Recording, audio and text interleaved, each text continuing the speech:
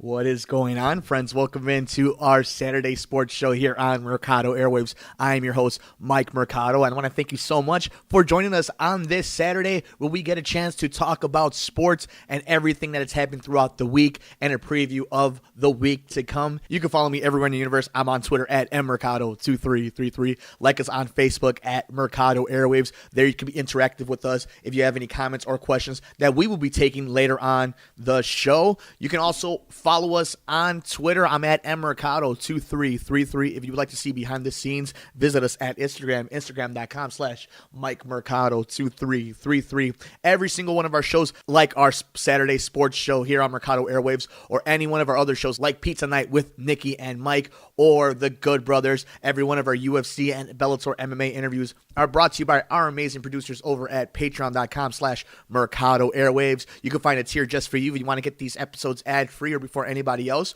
If you would like to sponsor the show, check it out. It's patreon.com/Mercado Airwaves. We're on iTunes. Subscribe, rate, review, and like us, guys. That's itunes.com/Mercado Airwaves. And we have all of you Android users taken care of. Just visit us at soundcloud.com/Mercado Airwaves. Now that we got that out of the way, guys, really fast, I want to explain to you what we're going to be doing here on Saturday Sports Show on Mercado Airwaves. Basically, we're just going to be talking about everything that's happened the week before, preview the following week. And I really want this to be really laid back, easy. There's no Nikki, there's no Alex. It's just you and me in front of this microphone kind of talking about the things that we love. We understand that just like any one of our other shows, there's a lot of craziness and a lot of frustrating things out there in the real world. So hopefully this is a nice little break for you all to join us. And I really want to start this off by talking about the rebuild that is taking place over at the United Center with the Chicago Bulls. I am actually right now, as I'm recording this here on this Saturday, watching them play against the Atlanta Hawks. And it's interesting that what a year makes, what happens in such a crazy turnaround sometimes in some of these sports. I'm a diehard Bulls fan. I love the Bulls. Like, I don't have any, qualms saying it, on a professional level. I'm able to, it doesn't blur the line, but, I love being a fan, and I love the fact that I'm a fan of the Bulls, and I could not stand last year's team. Just everything between Dwayne Wade, Rajon Rondo, Jimmy Butler, Fred Hoiberg, the front office of Gar Forman and John Paxson. It was a headache. It wasn't fun. It was not fun to watch. And when watching a team becomes a chore, what's the point? I mean, think about that for a second. The Bears organization, for example, over the last, 3, 4, 5 years, maybe my whole lifetime when it comes to winning, but it was frustrating to watch. It wasn't enjoyable. And if sports isn't enjoyable, if getting away for 2-3 hours once a week when it comes to the Bears, or for the 2 hours that you're watching the Bulls, if it's frustrating, if it feels like a chore, something's wrong. Like, and that's the thing. I'm not one of these people that's going to torture myself and watch it. I'm going to turn it off. I have no problem turning off a bad game for a bad team. And that's the thing. A lot of people get, you're not a real fan if you do that. You got to stick it out. No, I don't. They don't pay me. I'm not invested with the team when it comes to them financially. Anything that I do is out of my own pocket for them because it's a results-driven league, just like anything else. I'm paying for a product. And my time is part of that investment. And if you're not willing to take my time seriously, then I don't care. Well, bringing it back to this Bulls team, I care. I want them to lose every single game. But the way they're doing it is the way they should be doing it. They're entertaining. They're in every single game. They care. They're developing. And that's important. Now, do I think they're anywhere near a championship or a developed product? Absolutely not. This is one good thing they're finally doing. One good thing that, admittedly, I've been really hard on the front office of Gar Forman and John Paxson. I have been. Anybody who's followed me over the last, 5 years of my career, I've always been very much anti-Garpax. And it's just this idea of playing it safe, playing it by the numbers, not wanting to take that risk. But to be fair, they've always done a pretty good job of scouting and developing. They always have been. And while I may not trust them when it comes to winning a championship, I do trust them in making a competitive team. And last year was one of those years where you saw them stray from the plan and try to go for it again and have that weird mentality that if you're a White Sox fan in the city of Chicago, you've experienced, where that go get it mentality, while it's admirable and it's great for a lot of fans and it sells tickets and it gets morale up, it sets your franchise back if you don't win and if you don't come through. So right now, the best thing that has happened is they're getting experience. They're in these games. They're competitive against the Golden State Warriors or the Cleveland Cavaliers.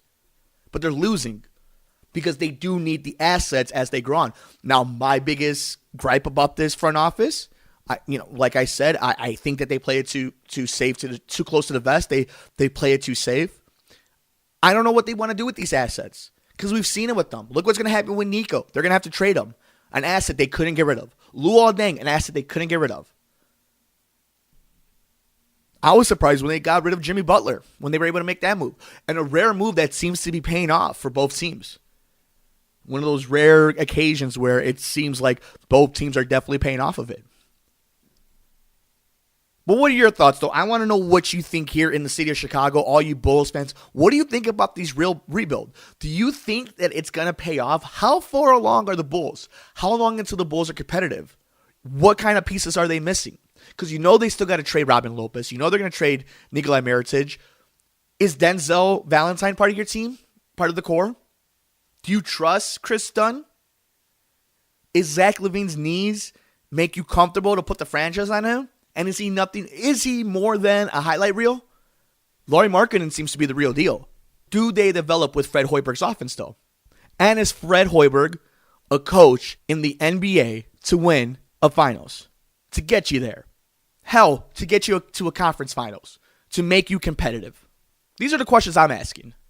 And that's, I think, a fair, critical train of thought. But that doesn't mean I'm not going to enjoy watching them and watching the development of the Bulls and seeing where it goes from here.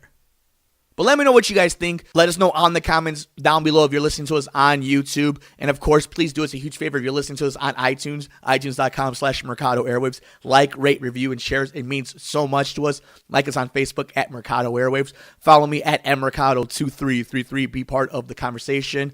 And of course, visit us at patreon.com/Mercado Airwaves. Mercado Airwaves is brought to you by supporters at patreon.com/Mercado Airwaves. If you would like to support Mercado Airwaves, visit us at patreon.com/Mercado Airwaves. Find us on iTunes at Mercado Airwaves. Keep up to date with the show on Facebook at Mercado Airwaves. Follow Mike on Twitter at mmercado2333 and on Instagram, MikeMercado2333. Admittedly, I am a sucker for the National Football League. Tomorrow afternoon starts off one of my favorite weekends in sports. It is Championship Sunday. We have the Philadelphia Eagles versus the Minnesota Vikings in the NFC and in the AFC. We have the New England Patriots versus the Jacksonville Jaguars. And to be honest with you guys, there's a lot of negativity towards the NFC game. I'm actually really excited about the NFC game. Although I can understand people's worry about Nick Foles getting smothered by that Minnesota defense. We're so deep into this playoff push already. We're so deep into this season. I think anything can happen. These teams are tired. Injuries are... The only guarantee in a National Football League game is somebody's going to get hurt, let alone this deep into the season. So the fact that people are just tuning in, they're just writing them on. People already know in 2 weeks where the Super Bowl parties that you're going to be able to bet on the Minnesota Vikings and the New England Patriots. But I don't know if that's true. Now, to be fair, I did pick the New Orleans Saints to win the whole thing. I thought they were going to play the Patriots. But watching everything unfold the way it has, being unbiased, just watching it like everybody else, there's no more fantasy football. I have to call it like I see it. And I don't think Minnesota has done anything to stand out in the sense that they're the clear-cut favorite. They have a really good defense. So does Philadelphia. Philadelphia has offensive explosiveness potential. Nick Foles just needs to make one pass any given time, and that team has a chance to put points on the board. And it's at home. They're not going to be in Minnesota. And did Minnesota give everything, did all that momentum with that freak play with Stephon Diggs to win them that game? I mean, there's so many things we don't know yet that are not in place in the NFC. Now, if you're asking me, Mike, bet the mortgage, yeah, I'm picking Minnesota.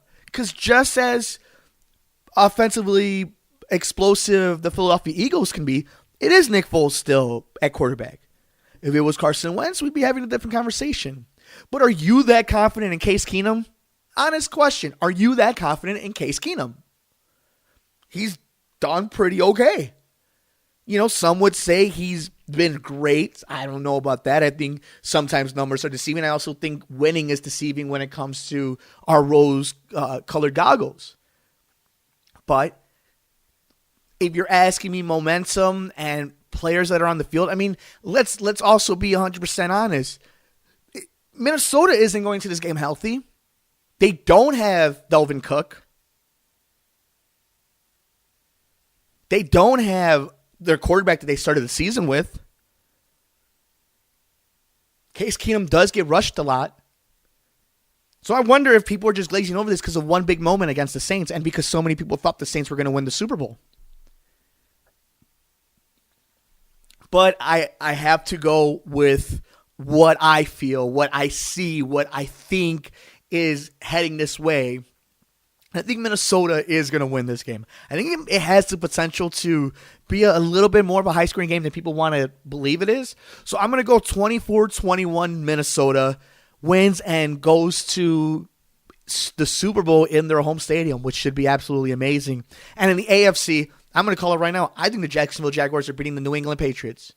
I know it's crazy to bet against the Patriots. It goes against everything in my body. Every fiber in my body believes that you make the logical choice. The logical choice is to pick the New England Patriots. They're the commodity. They're the known. But first of all, that ploy of they saying Tom Brady's hand might be hurt, it's all bullshit. Excuse the language. It's all bullshit. That's just the Patriots thing. Any little thing they can do. And it's like Greg Monroe said. I believe that's his name. Doug Monroe, I believe is his name. Excuse me. They know Tom Brady's going to play. They know they are. And that's the thing. Jacksonville has almost everything it takes to beat the New England Patriots. First of all, Tom Coughlin, running the operations, has beaten Bill Belichick and the Patriots organization twice. And it just so happened to be in the Super Bowl. And one of those years they were going for an undefeated season. No big deal, right? Jacksonville with Leonard Fournette. How do you beat Tom Brady? Keep the ball off of Tom Brady's hands. Well, how do you do that? With a great running back. Check. Blake Bortles is a bad quarterback, guys. He is. That's just the truth. But you know what? You don't make any mistakes. You're not giving the ball up. You giving yourself a chance to be in this game. And quite honestly, Jacksonville doesn't want to. They don't want to blow out. I honestly believe they don't want to blow out the Patriots. Because I think you saw what happened last week. They're not quite there. They're not quite mature enough, quote unquote, when it comes to sports-wise, being in this league, going through the battles. They can't handle a big lead like that. And you saw it last week with the Steelers. That game should have been locked down in the first quarter. And if it wasn't for Mike Tomlin and Haley and Ben Roethlisberger with these weird plays and these weird calls, we might be seeing a Pittsburgh New England AFC Championship game. But if you keep it close, you keep it dirty, and you are in the ballpark, 3 points, 7 points, Jacksonville's in this, and I think Jacksonville's going to pull this off. And it's that moment at some point. I truly believe this. I don't think Tom Brady or Bill Belichick are going to retire after a win. I think they're the type of guys that are going to be, for a wrestling term, they're going to have to go out on their back. They're going to go out with the 1, 2, 3. At some point then, with that in mind, we have to watch them get knocked out. At some point, it has to end. And we can bet with them, and we could bet on them so many times. And at one moment, it's going to be the moment we look back in history and be like, how did we not see it coming? And I feel this is it. And that's weird because I bet you there's been a bunch of people who've had radio shows who have said the same thing. Think this is it, though. And I think the Jacksonville Jaguars are just dumb and young enough and just talented enough to make this move and to get themselves into the Super Bowl. So I'm going to go in the AFC Championship game. I'm going to go 27-20 24 Jacksonville. It's close games. So in the Super Bowl, I have the Minnesota Vikings against the Jacksonville Jaguars, and we will break that down if that's the Super Bowl or whatever the Super Bowl matchup is next week on Mercado Airwaves.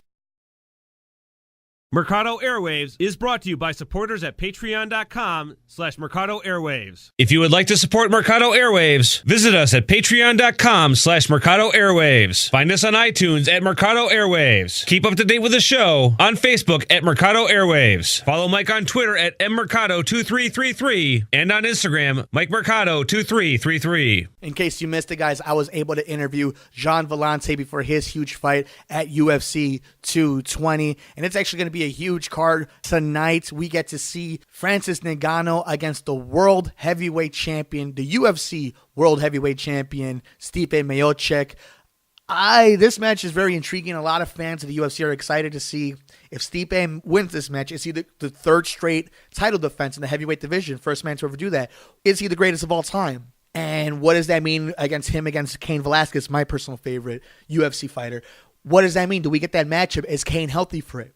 And the other side, Francis Ngannou, the absolute monster in the UFC heavyweight division.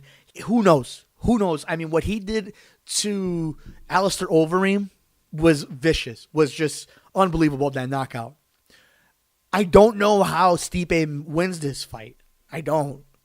Because it's one of those weird moments where it literally is a one-punch knockout type of danger. And he's the type of fighter who puts himself in danger. So, again, unlike maybe the football picks I made on the show today, I have to believe that you just go where the money says, and you have to go where logic says and go with Francis Ngannou. But who knows? If Stipe Miocic is able to get Ngannou into the third, fourth, fifth round, make him uncomfortable, anything can happen. But I definitely think in the main event, I'm going to go Francis Ngannou becomes the new UFC heavyweight championship. But I'm actually rooting for Stipe Miocic. I just hope for a really good fight. That's all I actually want. And the co-main event is for the light heavyweight champion, the champion Daniel Cormier versus Volkan Ozdemir. Ozdemir, an absolute killer again on his feet. The only thing is, I don't think he's on the level of Daniel Cormier. I think Daniel Cormier is the best fighter, not named John Jones, in that division. So I think this one's really easy. This one's he's going to try striking with Daniel. Daniel's going to take him down, smother him, and going to end this in about the second round.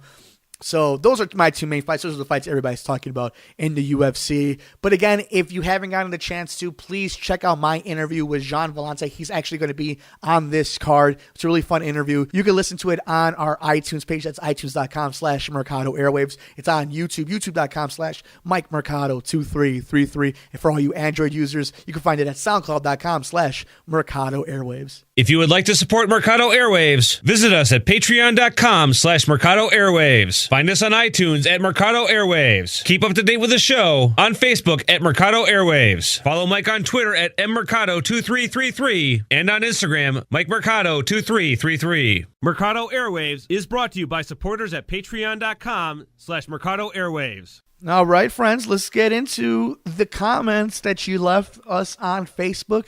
You can like us at Mercado Airwaves. So let's get right in to see what you guys are talking about. All right, this is coming from Andres, Raw 25.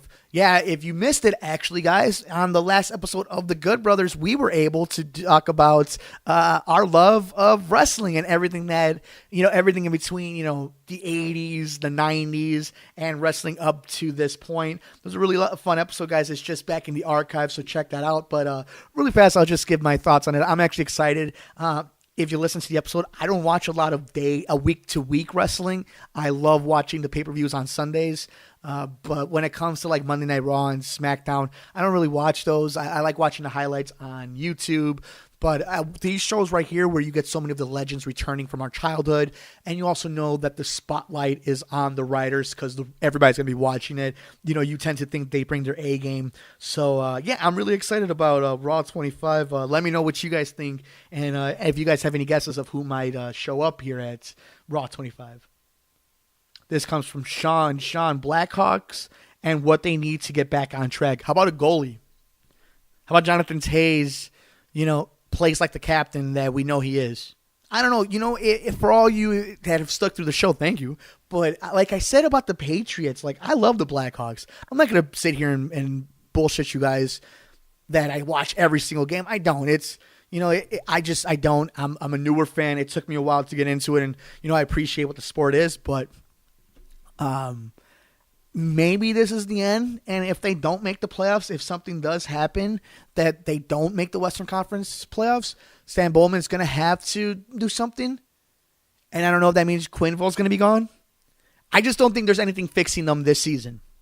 And what is going on with Corey Crawford? Seriously, I know Dan Bernstein on 670 The Score, a local station here in Chicago, has talked about it, but it's unbelievable that nobody's talking about it. Like the starring Stanley Cup winning goalie is not playing for the Chicago Blackhawks right now. So it's really interesting. And so many reports coming out about concussions and vertigo, so who knows what to make out of that. Joshua Fox, Nick as a co-host. I don't think Nick watches enough sports. Smart guy. Shout out to Josh. Paul Shivari, friend of the show. Paulie Dangerous. Where will Jake Arrieta land? Well, it all comes down, and I think you know this better than anybody. It all comes down to how many years is he willing to sign for? Are the Rangers willing to give him that extra year? Are the Blue Jays willing to give him that extra year? Are the Cubs willing to give him that extra year? What about St. Louis? I think if you're asking me as a Cub fan, what do I think they should do?